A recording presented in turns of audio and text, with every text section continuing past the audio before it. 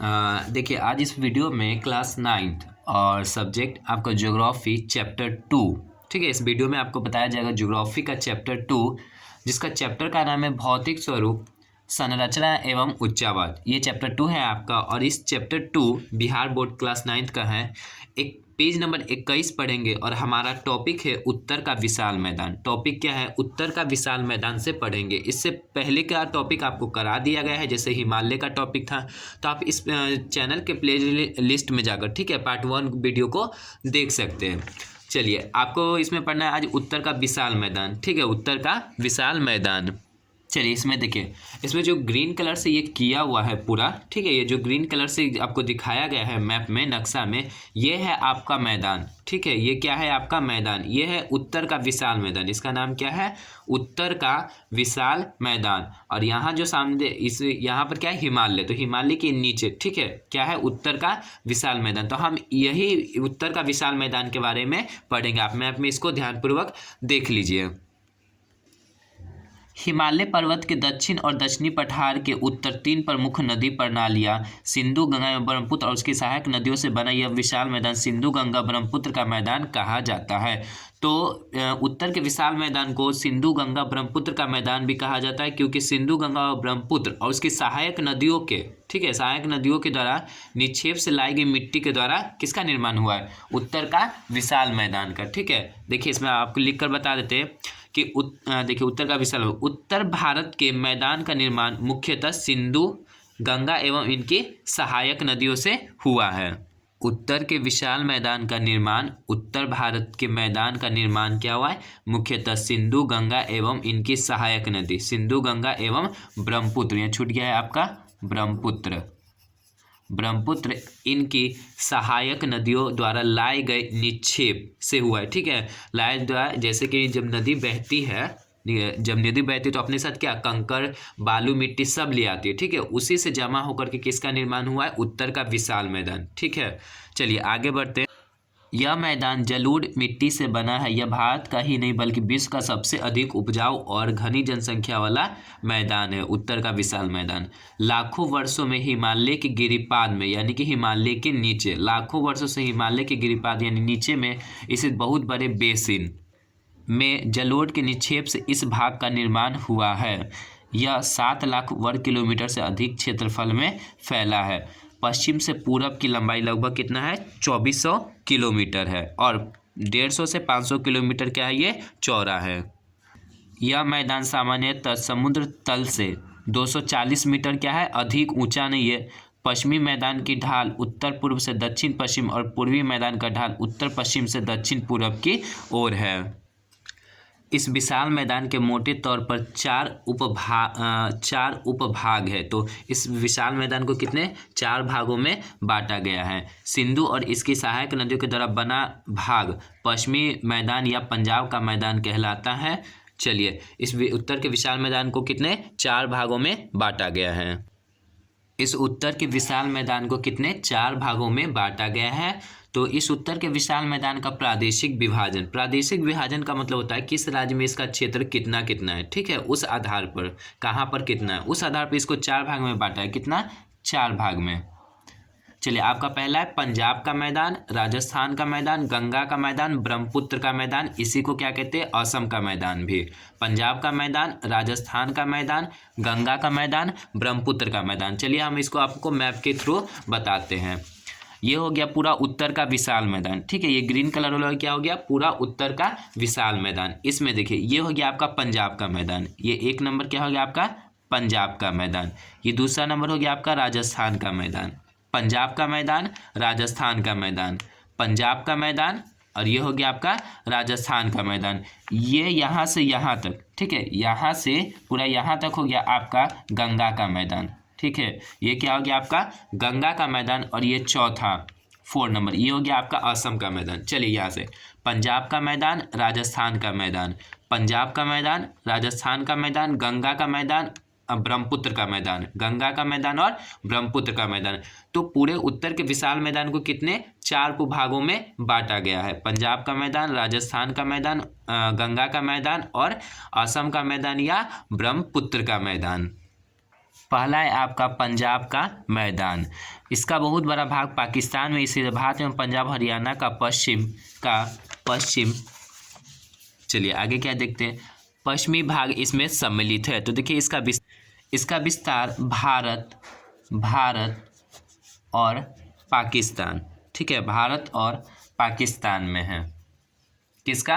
पंजाब का मैदान का, भारत और पाकिस्तान में है पंजाब का मैदान का विस्तार। भारत में है आपका, ये पड़ता है पंजाब और हरियाणा का क्षेत्र, ठीक है, पंजाब और हरियाणा का क्षेत्र में क्या है? पंजाब का मैदान, हरियाणा।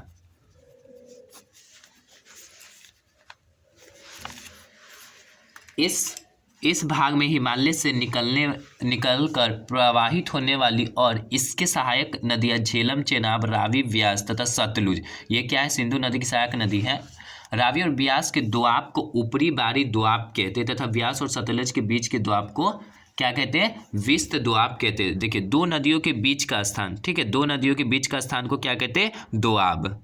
दो नदियों के बीच का स्थान क्या कहलाता है? दोआब। मान लीजिए एक नदी ये है, ठीक है, मान लीजिए एक नदी ये बह रही है और एक नदी ये बह रही है, ठीक है, फिर एक नदी ये बह रही है, तो एक नदी ये हो गया, ठीक है, 1 2 3, तो 1 और 2 ये जो नदी बह रही है इसके बीच का स्थान ये वाला क्षेत्र, ये वाला क्षेत्र क्या हो जाएगा? दोआब। फिर 2 और 3, तो ये बीच का क्षेत्र, ये दो नदी के बीच का क्षेत्र क्या हो जाएगा? दोआब, ठीक है। तो ये दो नदियों के बीच का स्थान जो होता है उसे क्या कहते हैं? दोआब।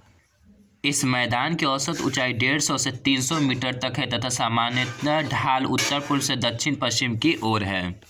विशाल मैदान का दूसरा उपभाग राजस्थान का मैदान है। इसका विस्तार अरावली पर्वत के पश्चिम में, ठीक है, राजस्थान में क्या? अरावली पर्वत, उसके पश्चिम में क्या है? इस मैदान का विस्तार। यह मुख्यतः अर्ध शुष्क और शुष्क प्रदेश है। बालुका स्तूप यहाँ की प्रमुख स्थलाकृतियाँ है। पूर्वी भाग में यहाँ कई पहाड़ियाँ है जिन्हें टोर कहते हैं। लूनी इस प्रदेश की प्रमुख नदी है। लूनी इस प्रदेश की प्रमुख नदी है जो वर्षा के दिनों में कच्छ के रन तक जाती है। बहुत छोटी सी नदी है जो अरावली पर्वत श्रेणी से निकलती है। कौन? लूनी नदी। यह राजस्थान में मुख्य नदी है। इस प्रदेश में सांवर, डेगना, दिदवाना तथा कूचापन जैसे प्रसिद्ध खारे पानी के झील है। तो देखिए राजस्थान के मैदान का विस्तार क्या है? अरावली पर्वत के पश्चिम में है और लूनी इस मैदान की प्रमुख नदी है जो कहाँ जाती है? कच्छ के रन तक जाती है। लूनी नदी अरावली से निकलती है, ठीक है। देखिए ये हो गया आपका कच्छ का रन, ठीक है, गुजरात के ऊपर वाला एरिया। ये हो गया आपका गुजरात में, तो गुजरात के ऊपर वाला एरिया क्या हो गया? कच्छ का रन। यहीं पर आकर के क्या लूनी नदी आकर के खत्म हो जाती है कच्छ के रन में। यमुना नदी से लेकर पूर्व में बांग्लादेश की पश्चिमी सीमा तक फैले मैदान को मध्यवर्ती मैदान या गंगा का मैदान कहते हैं। अब विशाल मैदान का तीसरा भाग हो गया गंगा का मैदान। इस गंगा के मैदान को 3 भाग में बांटा गया और इस पूरे मैदान का सबसे बड़ा भाग है गंगा का मैदान, ठीक है। ये हो गया आपका ऊपरी गंगा का मैदान, मध्यवर्ती गंगा का मैदान और ये हो गया निचली गंगा का मैदान। ऊपरी गंगा का मैदान, मध्यवर्ती गंगा का मैदान और निचली गंगा का मैदान। गंगा का मैदान उत्तर के विशाल मैदान का क्या है? ये सबसे बड़ा क्षेत्र है। अब देखिए गंगा के मैदान का विस्तार कहाँ कहाँ है? यूपी, बिहार, झारखंड, पश्चिम बंगाल। यूपी, बिहार, झारखंड और पश्चिम बंगाल। गंगा का मैदान का विस्तार यूपी, बिहार, झारखंड और पश्चिम बंगाल में। इसे 3 उपभागों में बांटा गया है, ठीक है। गंगा का मैदान को कितने? 3 उपभागों में बांटा गया है। आपका है ऊपरी गंगा का मैदान, मध्यवर्ती गंगा का मैदान और निचली गंगा का मैदान। यह विशाल मैदान का तीसरा उपभाग है। यह घग्गर से तीस्ता नदी तक लगभग 1400 किलोमीटर लंबा है। इस मैदान की ढाल सामान्यतः उत्तर पश्चिम से दक्षिण पूर्व की ओर है। इसका विस्तार उत्तर भारत के राज्यों, देखिए कौन कौन से राज्य? उत्तर प्रदेश, बिहार, झारखंड के कुछ भाग तथा पश्चिम बंगाल में फैला है। 4 राज्य, उत्तर प्रदेश, बिहार, उत्तर प्रदेश, बिहार, उत्तर प्रदेश, बिहार, झारखंड और कुछ पश्चिम बंगाल में फैला है। इस विस्तृत मैदान को 3 उपभागों में बांटा गया। ऊपरी गंगा का मैदान, इसके अंदर दिल्ली से इलाहाबाद का क्षेत्र, मध्यवर्ती गंगा इलाहाबाद से फरक्का तथा निचली गंगा का मैदान, इसके अंदर गंगा डेल्टा का प्रदेश जो पश्चिम बंगाल राज्य में है। ऊपरी गंगा का मैदान का विस्तार कहाँ है? दिल्ली से इलाहाबाद, दिल्ली से इलाहाबाद। मध्यवर्ती गंगा का मैदान का विस्तार हो गया आपका इलाहाबाद से फरक्का, इलाहाबाद आपका यूपी में, इलाहाबाद से फरक्का। फिर निचली गंगा का मैदान का विस्तार क्या हो गया? गंगा का डेल्टा प्रदेश, ठीक है, जहाँ गंगा नदी समाप्त होती है बंगाल की खाड़ी में गिरती, तो वहाँ का क्षेत्र क्या हो गया? निचली गंगा का मैदान, जो कहाँ है आपका? पश्चिम बंगाल में पड़ता है। ये तीनों याद रखिएगा। उत्तरी पश्चिमी भाग की शिवालिक पहाड़ी और दक्षिण में छिटपुट पहाड़ियों को छोड़कर बिहार राज्य का अधिकतर भाग गंगा और सहायक नदियों द्वारा लाई गई जलोढ़ से बना। यहाँ गंगा का मैदान दो भागों में बटा है, उत्तरी गंगा का मैदान तथा दक्षिणी गंगा का मैदान। उत्तरी गंगा के मैदान की प्रमुख नदियाँ हो गई गंडक, बूढ़ी गंडक, बागमती, कमला, कोसी और महानंदा। कोसी को क्या कहते हैं? बिहार का शोक भी कहा जाता है। ये वेरी इंपॉर्टेंट लाइन आपके एग्जाम में बहुत बार पूछा गया है कि बिहार का शोक किसको कहते हैं? तो कोसी नदी को कहते हैं। इससे क्या होता है? उत्तरी बिहार में बहुत नुकसान होता है, क्षति होती है कोसी नदी से, जो नेपाल से निकलती है। कोसी नदी कहाँ से? नेपाल से। यहाँ की नदियों में प्रतिवर्ष बाढ़ आते हैं, जिसके कारण यहाँ क्षारण झील, दलदल और चौड़ भूमि का विस्तार होता रहता है। दक्षिणी गंगा के मैदान की प्रमुख नदियाँ सोन, पुनपुन, फल्गु तथा चानन है। ये नदियाँ ग्रीष्मकाल में सूख जाती है। ग्रीष्मकाल यानी गर्मी में क्या होती है? सूख जाती है या जल की पतली धारा के रूप में प्रवाहित होती है। निम्न क्षेत्र को यहाँ जल्ला और टाल कहा जाता है, जो नई जलोढ़ मिट्टी का क्षेत्र। जो जलोढ़ मिट्टी होता है वो बहुत उपजाऊ होता है। जलोढ़ मिट्टी कितने? दो टाइप के होते हैं। ब्रह्मपुत्र का मैदान या पूर्वी मैदान असम राज्य में सदियों के उत्तर पूर्व से होकर धुबरी स्थान तक लगा। ये है उत्तर के विशाल मैदान का चौथा भाग। 650 किलोमीटर लंबा है। इस मैदान के पश्चिमी भाग को छोड़कर सभी और ऊंचे पहाड़ी भाग है। ठीक है, इस भाग का ढाल क्रमशः उत्तर पूर्व से दक्षिण पूर्व की ओर होती जा रही है। ब्रह्मपुत्र नदी इस मैदान के मध्य से गुजरती है। ठीक है, कौन से? इसको असम का मैदान भी कहते हैं। तो ये क्या होती है? ब्रह्मपुत्र नदी इस मैदान के मध्य से गुजरती है और ब्रह्मपुत्र नदी को असम का शोक कहते हैं। इस नदी के बीच इस माजुली द्वीप विश्व का सबसे बड़ा नदी द्वीप है। तो विश्व का सबसे बड़ा कहेगा नदी द्वीप कौन सा हो जाएगा? तो माजुली द्वीप है। ठीक है, विश्व का सबसे बड़ा नदी द्वीप कौन सा हो जाएगा? माजुली द्वीप। द्वीप होता है जो चारों ओर पानी से घिरा हुआ भाग होता है। भौतिक आकृतियों की विभिन्नता के आधार पर विशाल मैदान को चार भागों में बांटा गया है। किसे? भौतिक आकृतियों की विभिन्नता के आधार पर। ठीक है, नदियों द्वारा पर्वत से नीचे उतरते समय शिवालिक ढाल से 8 से 16 किलोमीटर के चौड़ी पट्टी में छोटे बड़े पत्थरों के टुकड़े काफ़ी मोटाई में जमा कर दिए जाते हैं। जब नदियाँ पहाड़ से निकलती है तो अपने साथ क्या? पत्थर के टुकड़े ले आती है। ठीक है, क्योंकि नदियाँ ऊंची से गिरती है तो बहुत तेज़ धार से गिरती है।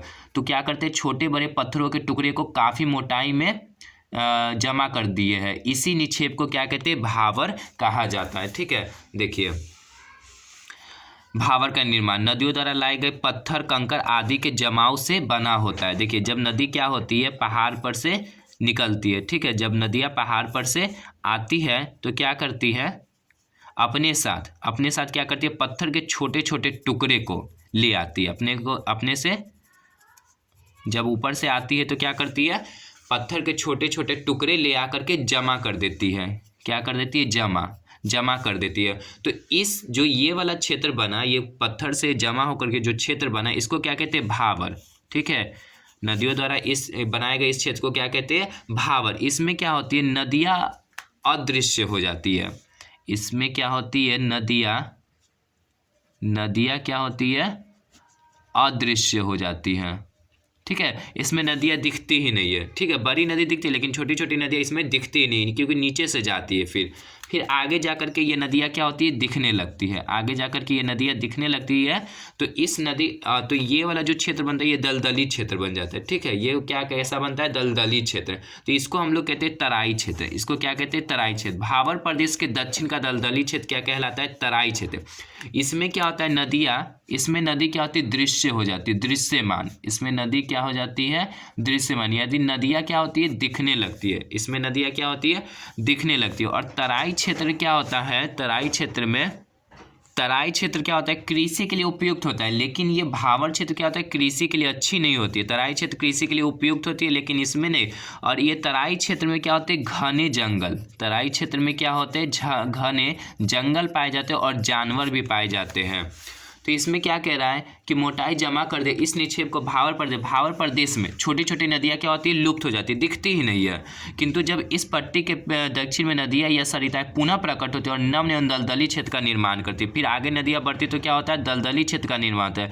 यह कौन सा क्षेत्र कहलाता है? यह तराई क्षेत्र कहलाता है। यहाँ पर ऊंची घास और घने जंगल फैले हुए होते हैं। कैसे? तराई क्षेत्र में घने जंगल पाए जाते हैं और जानवर भी, इसे याद रखिएगा। गंगा के मैदान में जहाँ नदियों द्वारा पुरानी मिट्टी के ऊंचे मैदान बन जाते हैं। ठीक है, वहाँ नदियों के बाढ़ का जल नहीं पहुँच पाता और इसे क्या कहते हैं? बांगर। नदियाँ जो क्या करती है? मिट्टी को जमा करते, परत दर परत जमा करते। तो वहाँ जब पानी नहीं आ पाता है, पहुंच नहीं पाता है किसका, नदी का पानी, तो वो क्षेत्र कैसा बन जाता है, बांगर।